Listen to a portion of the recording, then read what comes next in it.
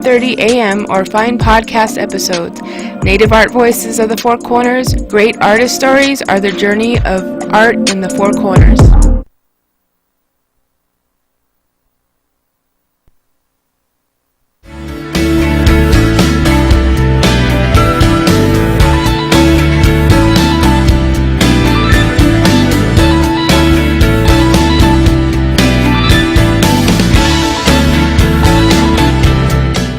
Ten minutes past 8 o'clock. It is Thursday morning, the 16th day of October, 2025. Good morning, everybody. I'm Scott Micklin. Thanks for tuning in to KSJE 90.9 FM over the airwaves here in San Juan County, New Mexico.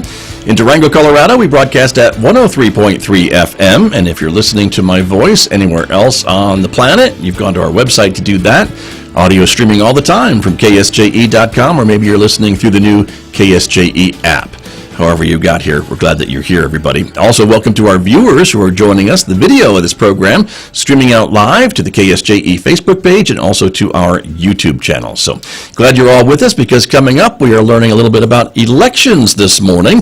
The San Juan County Clerk is my guest, and we'll be talking about the upcoming elections in November. Stay tuned for that conversation beginning in the next few moments right here on KSJE. Then later on this hour, we'll be checking in with our friends at Salmon Ruins. It is one of the areas in our region that's open during this government shutdown, because it is not a federal national park or national monument. Salmon Ruins is certainly open and serving the community, and we want to remind you about that. So we're talking about Salmon Ruins today at 8:30 on KSJE. Next hour, of course, Mick Hess is going to take us roving with the arts. That's our weekday classical music program. And then immediately after that at 9:30 today, it is our other program that is called Native Art Voices of the Four Corners with Vanaya Yazi. She'll be here at 9:30.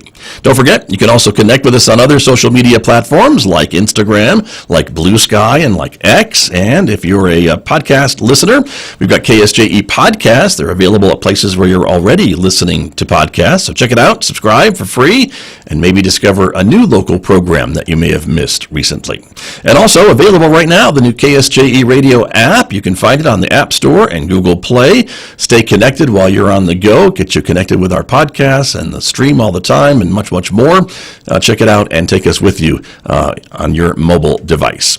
Outside our studios this morning here at San Juan College, it is a mostly sunny Thursday morning, 44 degrees at the moment, and we are expecting a mostly sunny day, but cooler than we have seen in the past. Today's high only getting up to 57 in Farmington. Overnight low down to 36. There is a freeze warning in effect for some parts of the listening area tonight. Tomorrow, sunshine on Friday, the high 59. It'll be sunny and 61 on Saturday, mid-60s Sunday and Monday, with overnight lows, as you can see, in the upper 30s. I'll be back with my guest, San Juan County Clerk, right after this on KSJE.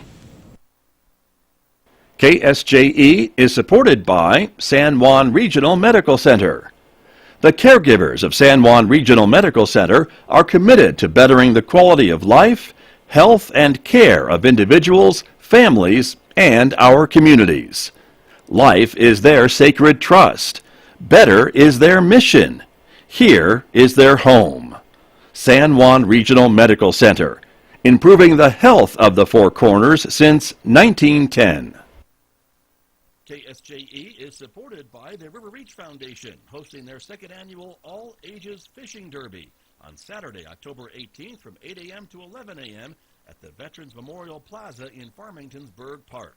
Prizes will be awarded for the largest fish in several age brackets, and the Animas River will be stocked. This is a free event, but a fishing license is required for all participants between 12 and 70 years old. The River Reach Foundation Fishing Derby on Saturday, October 18th.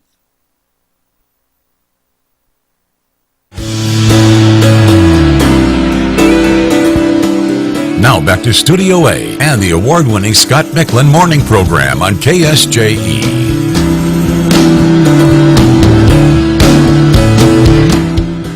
My guest on the program this morning, as I mentioned, the county clerk in San Juan County, Alyssa Kuhn, is here this morning. Good morning. Thank you for coming in. Good morning. Thank you for having me. You bet. It's great to have you here to talk all elections and things that are keeping you busy at the clerk's office. And, of course, we have an election coming up in November, yes. November 4th, yes. For city offices and school board offices and things like that. And so I think there's some Soil and Water Conservation District elections going on, the San Juan College Board of Trustees having an election, and so there's a bunch of candidates who are running this year, but it's one of those off-year elections, though, right? Is that what we call it? We call it the regular local election. Okay. I like that, too. Yeah.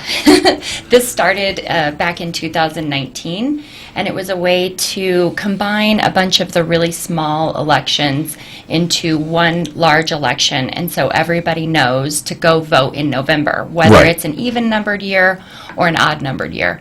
Gotcha. I think they used to be in March or something, as I recall, February right? for schools, March for municipalities, Right. and they were all over. And actually, San Juan County was one of the reasons that the legislation got passed, because in 1 year, San Juan County had 13 different elections, small elections in 1 year. Look at us overachievers, right? Yeah. So they combined them. Yeah. So 13 in 1 year, but that would mean a little extra work for you in your office, I guess, Yes. to have, because the county clerk is who runs these elections then, right? To do 13 in 1 year? Or? Yes, and we assisted at that time. A lot of the entities were, the municipalities were I running see. their own elections, but the schools, and if they wanted to have a special election, all Sure. of those came through our office. So it was a lot of extra work. And a cost involved for those entities too, I suppose, right? Yes. If they wanted to have a special election during the year or things like that. So Correct. to combine them all, I guess, is a cost-saving measure too. It is, unless they want to have a special election, and so now still an option. They have to pay for that themselves. Mm-hmm. But if they put everything on the regular local election ballot, then it all is paid for. Got you. Yeah. And so we have early voting has started. Correct. In San Juan County for this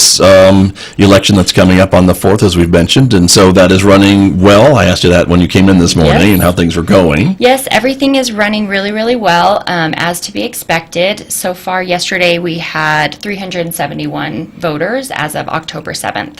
So it's not the best turnout. It's not exactly, what Right. we would like, but we're election nerds, and we want everybody to come out and vote Sure. in these local elections. So, Right. And turnout even in a busy year is pretty, not 100%. It's low. no, it's low, Low-ish. but it, in a regular local election, we get about 16% turnout in the county, and in a presidential general, we get about 67% turnout. So there is a very large discrepancy in turnout Right. for these local elections. Exactly. And I always tell people, you really can't complain if you don't get out and vote. So Yeah. there's that public audience who's And listening. your local people are, they're the ones that are closest to you making decisions in your own community. So it is very important to get those people who you want in Right. office. And I think it seems to me today, now, the government, the county, the state, the federal government too, has made it really easy for folks to register and to vote. Right. Yes, we have so many different ways. We were talking a little before the show. Yeah. We really don't even have provisional ballots coming through our office anymore. We have same-day voter registration, which has completely opened that up. The books used to close 28 days before the election, and if you weren't registered, you Out of didn't luck. vote. Right. Or you voted provisionally, and then we decided if you were supposed to be Right. on the books. If there was a problem or Yeah, what have you, sure. Exactly. And so now with same-day voter registration, they can come in during early voting. They can come in on Election Day. They do have to go through a bit more hoops. They have to show proof of residency. They have to show their driver's license. But we can get you registered, and you can get a ballot just like everybody else and put it in the tabulator. So, Yeah. there's really no reason to now not vote. Right, exactly. Even same day. I mean, even if you wake up on November 4th and go, oh my gosh, I forgot to register, you can still vote. Yep, absolutely. And you don't have to go all the way to Aztec. You can do it Nope. at any of these voting convenience centers that are set up throughout San Juan County. Yes, there's 33 voting convenience centers, and we just like to say that there's no wrong place to vote anymore. I think the old way of voting, you had to do your precinct voting, you had to know exactly where your precinct was, and if you Right. didn't go there, you had to go somewhere else. Now you can go anywhere. Gateway is very popular. Everybody loves going to Gateway. The museum in Farmington. Yes, we call it Gateway. Yep. But there are so many others that you can go to in Farmington. Farmington City Hall, Farmington Library, Sycamore Park, Pinion Hills Church, and then Right. so there's a lot to go to, and that's just in That's Farmington. just Farmington, right? Yeah. I mean, and you've got places all throughout the county, and that's Throughout the county. great because I think for folks who live in some of the more rural areas of the county, Mm-hmm. we know how big our county is. It's the size of Connecticut, for heaven's sakes, right? And so I think you make it very convenient for folks not to have to drive more than, I don't know, 30 miles, Oh, yeah. 50 miles at most in Easy. some places to go cast their ballot, which is really Yeah. a great service to the public, I think. And you were telling me, too, that San Juan County offers more voting convenience centers than we legally have to. Yes, we're only, by statute, legally, we have to only have about 12 right now. And that's based on population? That's based on your precincts. How many I precincts you see. have in your precincts are based off population. Okay, So, thank you. we only need 12, but we have 33. And, we've even said if you're on your way to Phoenix and you want to stop by Newcomb Fire Station, You could vote there. You can vote there Yeah. if you want. So really just go anywhere and just vote. There you go. That's true. And it's so amazing to me, too, that I can go on your website, the county clerk's website, and I can call up my not provisional ballot, pardon me, but my sample ballot, Yes. and see exactly the races that are in my district and that I would be voting on, so that when I go into the voting booth on election day or early, it's exactly what I'm going to see when they print it out for me there at any Yes. of these voting convenience centers. Yes, and what people don't understand is there are 48 different ballot styles for this election, 49 actually. And so you're not really sure what's going to be on there. You're welcome to go print it off of our website if you want, or you can, if you go into any of our locations, they have sample ballot stations, and they can print it out for you. You can sit there and look at it, study it. You can even take that into the booth with you. A lot of people like to fill it out previously and then take it in and then fill out the real ballot. Gotcha. Nice. And so, I think you make it very easy Thank for you. folks to be able Thank to you. to That's the vote. goal. Well, exactly. And again, I think it happens at counties all around the state and all around the country to try to make it easy for folks. And so I can imagine it must be a little frustrating to see the 16% voter turnout or Yeah. those low numbers when you put all this work into it and efforts. And your workers, too, because you hire a bunch of kind of paid volunteers who are there long hours on election day, and they are manning those convenience centers. Yeah, in our office, it's the same amount of work for us for an election, regardless of the turnout. We still have to put together Right. the convenience centers and all of the workers, and we hire between 250 and 300 workers for every election. I want to give a shout out to our election workers. They're amazing. They work really, really hard, and we really appreciate you. They're there from 6 a.m. until 8 p.m. if they're lucky. I said if everything Right. goes right, Right. the polls close at 7, and then they have some duties to do. And so, they're Shout out to them. Yeah, shout out to them. exactly. And again, they make it very easy. I Yes. know when I go in, and they get me through the line and into the line to go fill in my little circles. Yes. And so that's how it works. Now, I want to ask you too a little bit about the idea of voter fraud or election fraud and things like that. We hear about that. It certainly is a concern. Yes. And we also hear, though, that there's not any really big examples of widespread fraud and things like that. Is that agree with what you know from your job as county clerk? Yes, absolutely. I think when people think of election security, they think of maybe some guys in the back room with these big computers keeping us away from, Russians or something. And that does happen.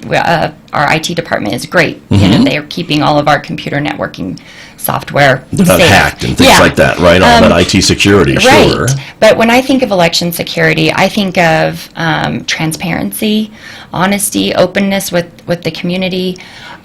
We do a lot of things in the office to make sure that not only does your vote count, but each vote in San Juan County, everybody gets one ballot.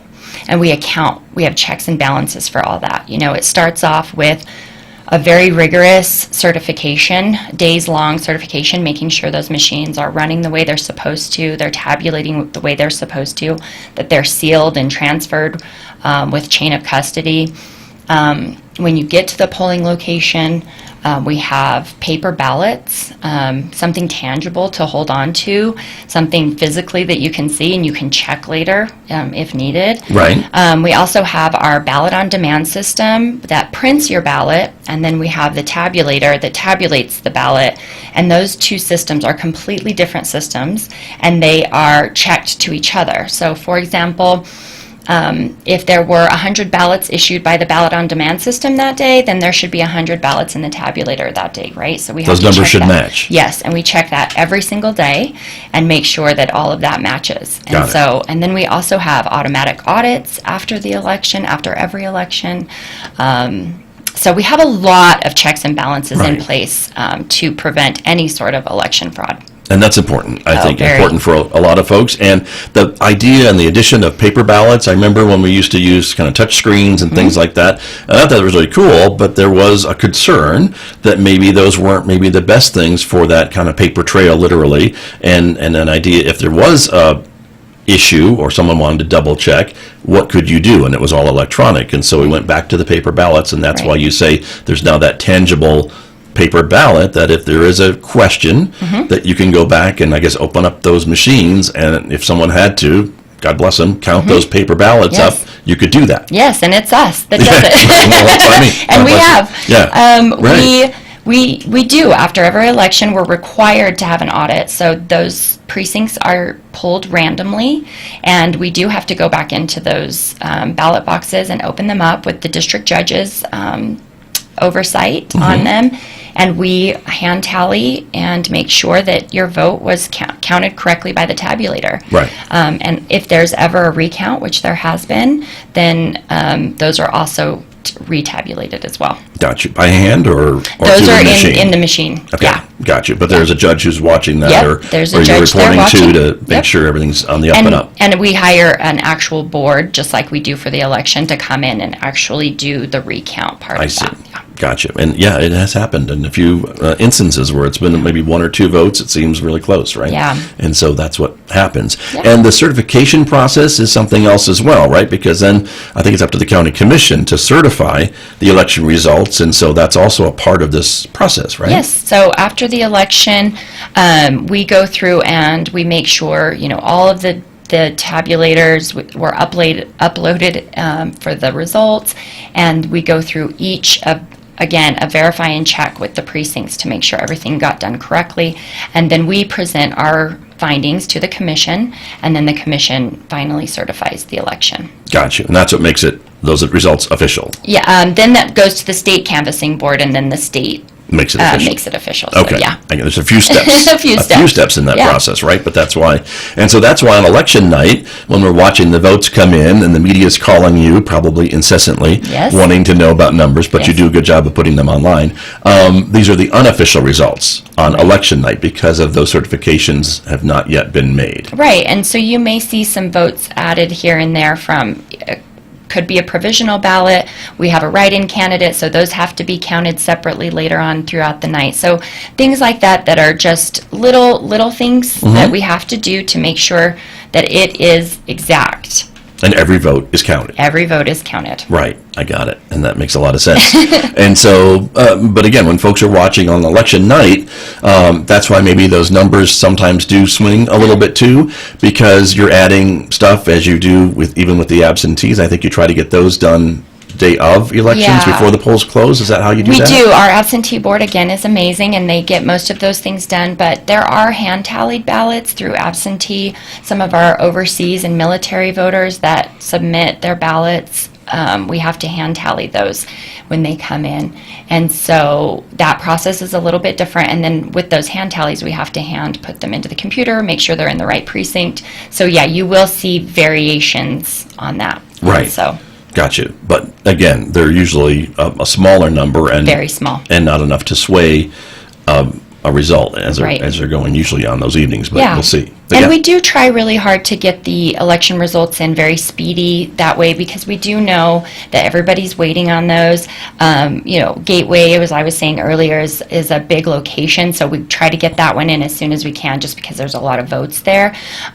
We actually have the Sheriff's Department. I was going to ask you about that. Yeah, we have the Sheriff's Department. They let us use their helicopter for election night, and so they bring in our results from the reservation. And So those places like the Newcomb Fire Station that would maybe take an hour to drive them into town is a lot faster by helicopter. yeah, so we get those in, and as long as they meet at the drop spot at the required time, we can bring them in. There has been occasions where they have problems at their site, and so they don't get to meet, and the results are a little bit delayed. Right. But for the most part, we try to get everything in. Very quick. good. That's great. Well, and it seems to work very well. Yeah. And here we go again with another election that's coming up on November 4th. Just a couple of minutes remaining this morning, but again, early voting is happening now. Yep. It will continue again through, through what, 17th? Yeah. Well, actually, our alternate locations open this Saturday, and so that's going to be Farmington Museum at Gateway, Right. Farmington Public Library, the Bloomfield Cultural Center, a CCSD business office in Shiprock, and then Newcomb Fire Station, and those Got it. open this Saturday. Got you. And those will be open until November 1st. Correct. For early voting. Correct. And so it's right on the screen. I could have read it right off the screen. I'm glad that you did. That's and okay. then, again, absentee voting is going on, of course, now as well. And that is only until, what, next Tuesday? Yeah, so there's a little bit shorter period to request an absentee ballot these days, and it's only about a 2-week period. So if you do need one, call our office immediately or get online and put in an application, and we'll get that to you. That's the last day to get one. And then you need them back at the office by what postmark? They need to be postmarked by? No, we actually have to have all the ballots in our office on Election Day by 7 p.m. Okay. But we do work and coordinate with the post offices to go to all of them to make sure that if there is a ballot there, we'll get it from them. Okay. So, Good to know. Yeah. Very good. Well, Alyssa Kuhn, San Juan County Clerk, I thank you so much for coming in and you. explaining the election process to us. And we encourage everybody to get out there and vote. Again, you make it really easy and not a lot of excuses if you don't cast a ballot in any election. And then you can complain for the next 4 years about Exactly. whatever you want to. So I think that's fair. Very good. Really Thank appreciate you. your time. Thank you. Thank you very much. My guest from the San Juan County Clerk's Office with me this morning on KSJE.